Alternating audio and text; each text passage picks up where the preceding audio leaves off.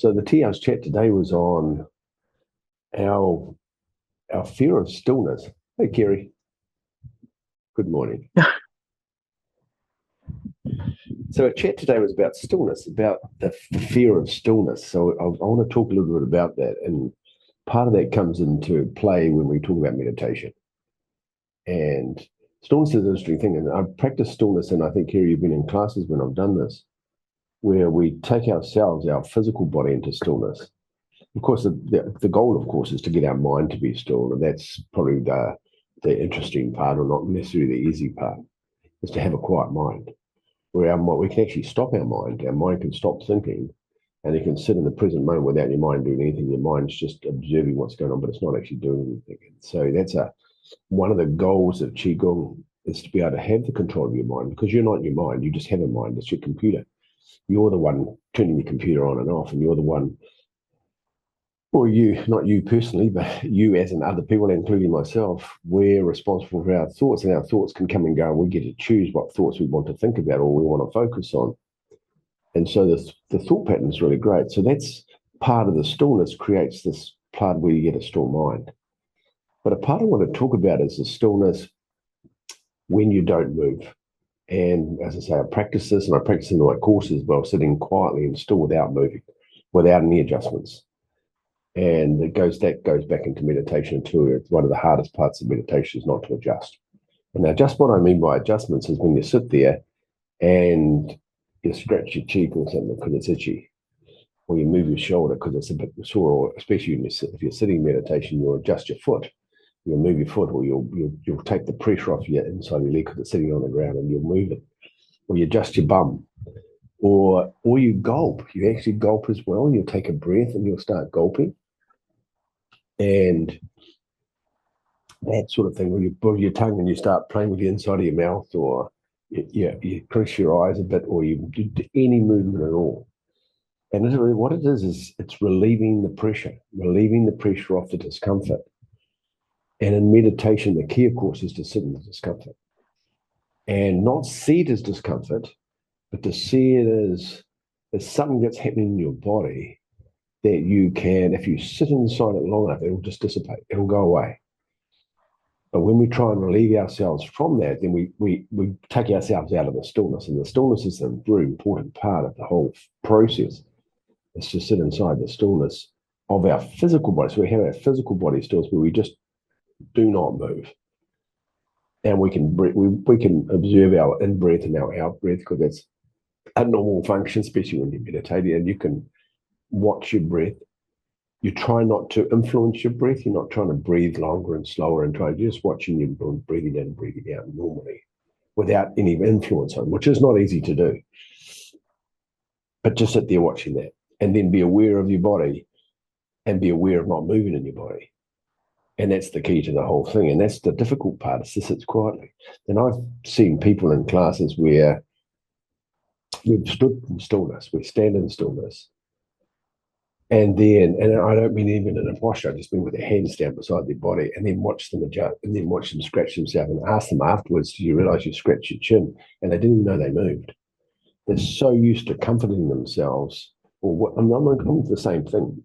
I have to stop myself comforting myself and not even knowing to do it, but I catch myself, I want to scratch my chin. Okay, no, don't do it. And just let it be like that.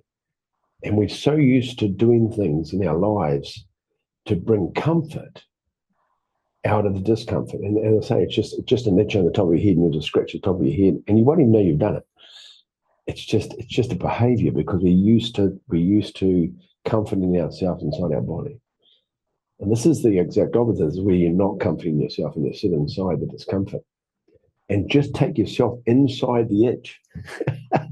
take yourself and watch the itch and go, okay, it's itchy. I want to scratch, and go, well, I'm not going to. And take yourself inside where it's itchy, and it just dissipates. It just disappears. It doesn't stay itchy. It'll go. So it's the same thing with all of it. So if we have pain inside our body, or we feel our shoulders uncomfortable, or our hands are sitting in a certain place, and you feel your thumbs, you want to move your thumb slightly because it's in an interesting place. I'm going to do it right now. At the back of my neck is itchy, and I'm going to scratch it. And I saw myself doing it because I'm talking about it. And so that being able ability not to do that. Now, of course, with the rest of the day, it doesn't matter because I'm aware I just did. I was aware I scratched the back of my neck. But how you do that in meditation is not to scratch the back of your neck. It's just to feel the discomfort and just sit there quietly and not move. And that's the hard part. The hard part of meditation is not moving in any form. So what happens when you're doing that, then you're going to feel everything else that's going to come up as well. You're going to feel your legs, you're going to feel scratchy on your knees, you're going to feel your foot, you want to move your foot, your toes touching the ground, or your legs, your foot's in a funny position, you want to change it because it's not quite straight. It just goes on and on and on. And the part of it, once you set yourself up for the meditation, not to move and sit there. Now, the big one, of course, is the pain. You go into the pain. Now, being inside pain is a different skill itself. And people who have chronic pain have quite often done pain therapy, and this is what they do. And you find where the pain point is. And I've got my hand sitting on the chair, so I can feel the connection with my arm and the chair. And there's pressure on there. So I'd focus on the pressure I can feel and just go into the pressure. And as I go into the pressure, the feeling or any discomfort of that just disappears. It just dissolves. And I sit there and now I don't notice it. So then, but my mind's trying to track things to keep it busy. My mind wants to see these things because it's going to do this, because it wants to have something to do, because it doesn't like sitting in nothingness. So the mind's got to notice it. And so when you move, the mind's got something to do because also the mind's got to send the signal to your leg to move. So it's activating the body function because of your mind as well. So not only is it discovered a discomfort, now it's remedying the discomfort. So it's got a job. But if you say, well, I'm not going to move, the mind goes, well, that's not good. That's not good. I want you to move so I can do something. I said, no, I'm not going to. And you sit inside the discomfort and just hold the space.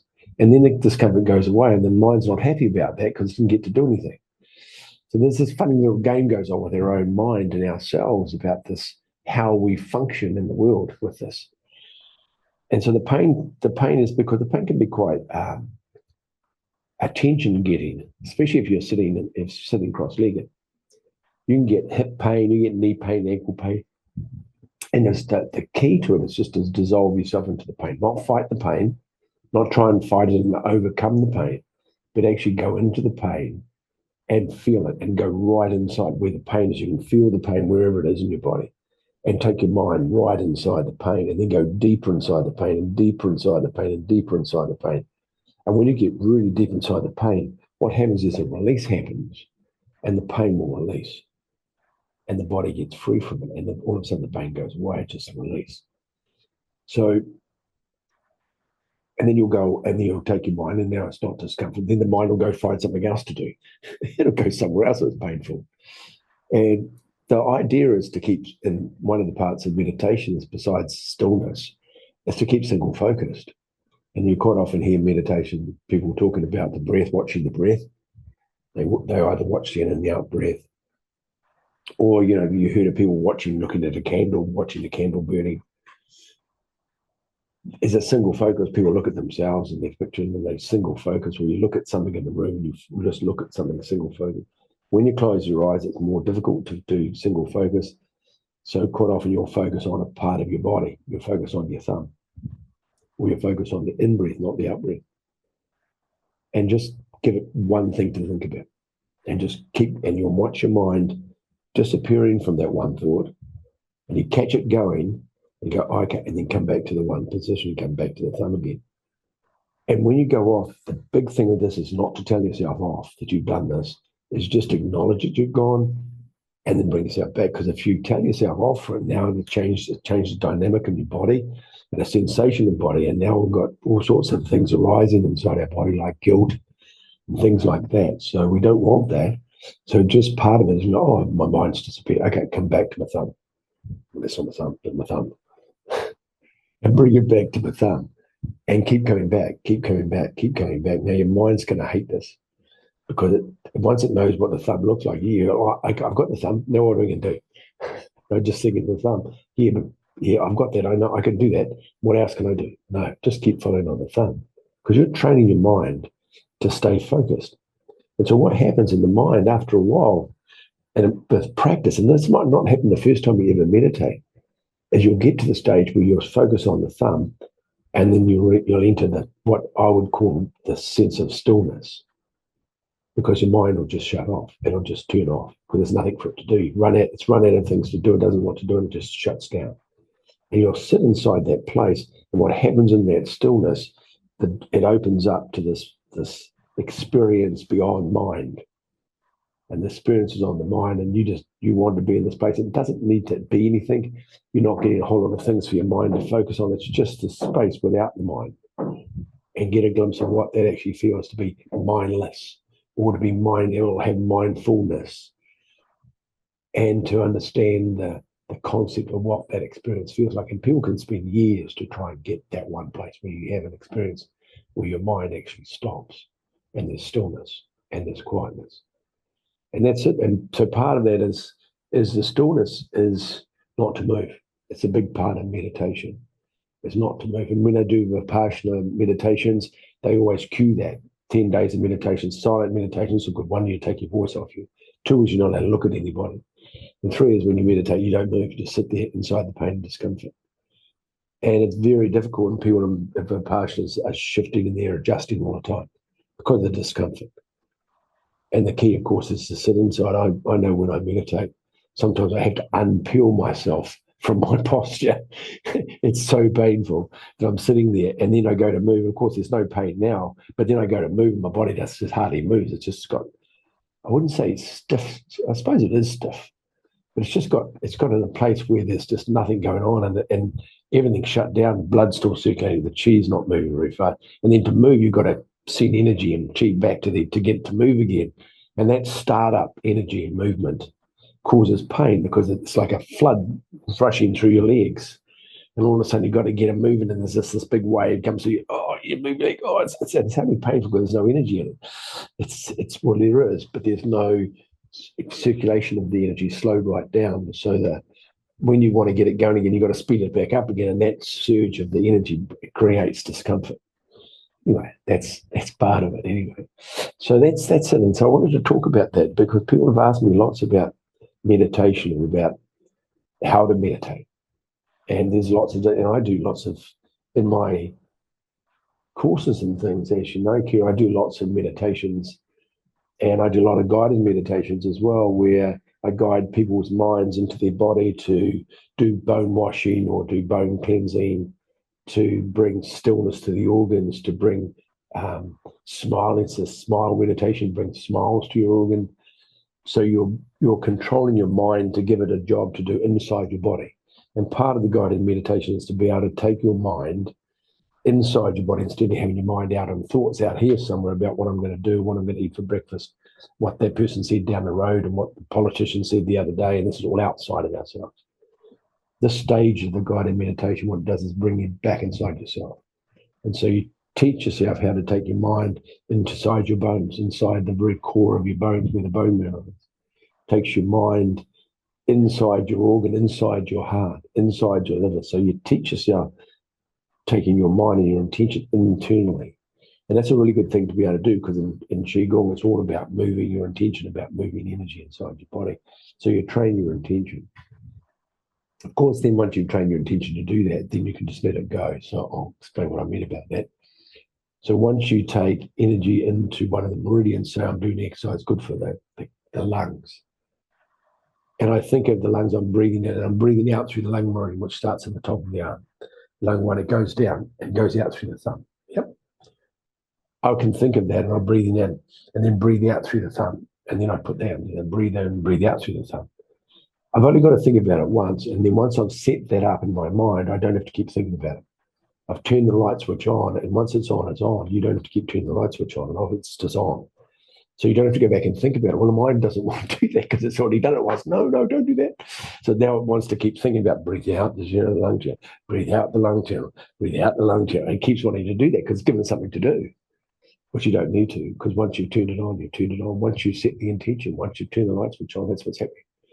And then go back to just do nothing again, knowing that it's happening, and just let go again and go back to the stillness. Well, we've moved at this stage, but go back to the quiet mind because you've given it, it's got nothing to do except the exercise. And you already know how to do the exercise. So it's got nothing to do with how you do it because it already knows how to do it.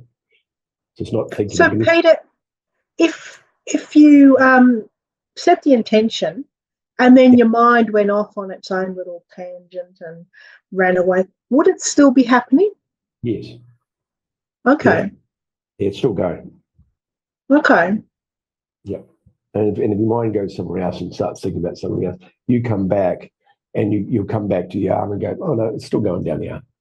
It's still doing it because I stood it up for that exercise. But as soon as you change the exercise, then that intention stops because now I'm not doing that one. So now I have to set a new intention for the next one. Yeah. Mm-hmm. So as soon as I stop the exercise, it's not as though once I finish the exercise, I stop and it keeps going. It won't do that because my intention was just for the exercise. Okay. So training then walk off, all of that stops because I'm doing something else now. My intention's changed. So while you set it up for that particular exercise, that's what happens. Now, even if your mind goes or you think it's that, or you sneeze or you move or anything else, it's still going the whole time until you change the exercise. Now, if you could say, sorry. After I finish the exercise, which would be the next question, yeah, you could. You could keep it going for the next exercise. Leave it running. Yeah, no, where I thought you were going, I must have had a little mind bleep. I thought you were about in meditation and sending the energy out with the breath in meditation, sitting still meditation, rather than a Qigong exercise. Right? So you mean, so in the idea of sitting in the stillness, if your mind goes out, if you won't have intention usually in meditation, unless you're doing Lao Tzu Shaodan, which is a sitting Qigong meditation, but you have energy moving through that, which you'll set up in your mind intention.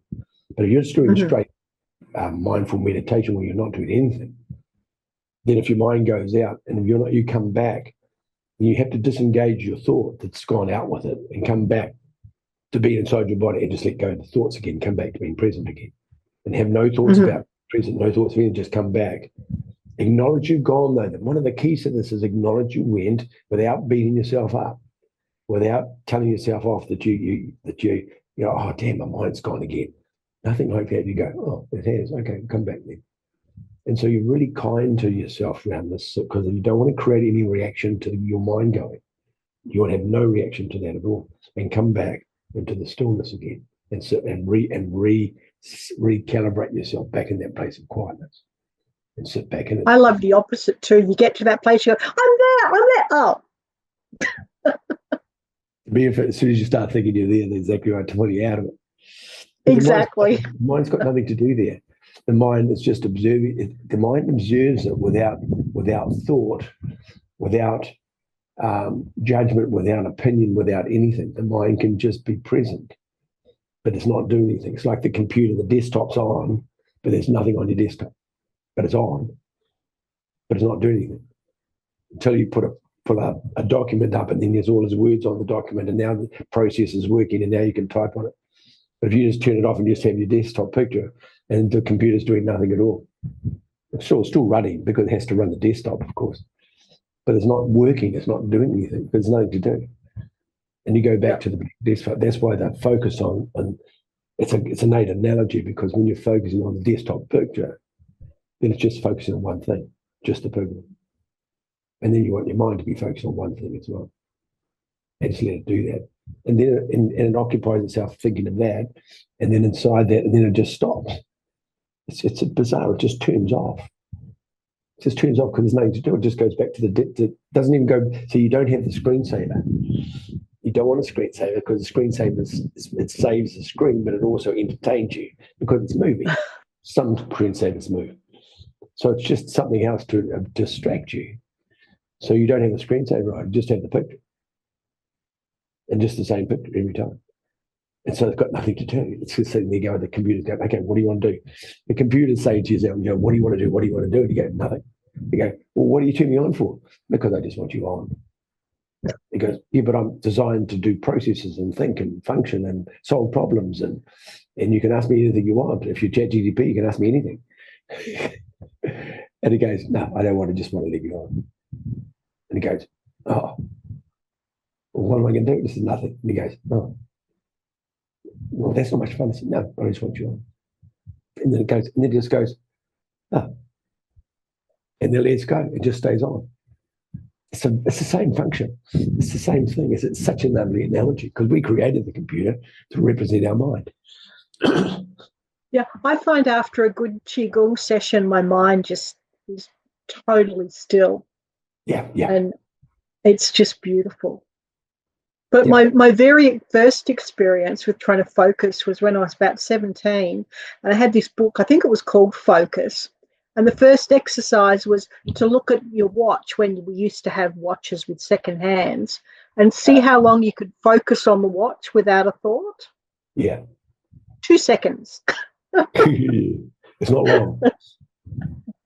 It goes on really quickly. Yeah.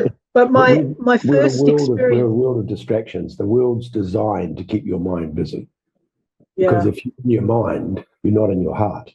In your heart, you can see everything, but in your mind, you get caught up in the world. The world is very, and we can poke, we can poke blame to the world of why this happens, or who is there something or somebody or some plan to keep us in our minds.